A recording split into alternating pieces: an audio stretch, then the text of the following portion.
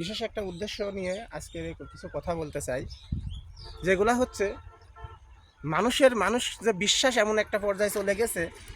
একজন ব্যক্তি তার কর্মজীবনে অনেক কিছুই করে, কিন্তু সে ফ্যামিলির বা পরিবারের কারোর যখন মন পায় না, সে তখন নিজের বুকের মধ্যে এরকম ক্ষত নিয়ে যখন সংসারের জন্য কাজ করে, সংসারের জন্য অনেক কিছু করে, ফ্যামিলির জন্য করে, সমাজের জন্য করে, তখন তার বুকের মধ্যে, তার শরীরের মধ্যে ঠিক এরকম ক্ষত হতে থাকে।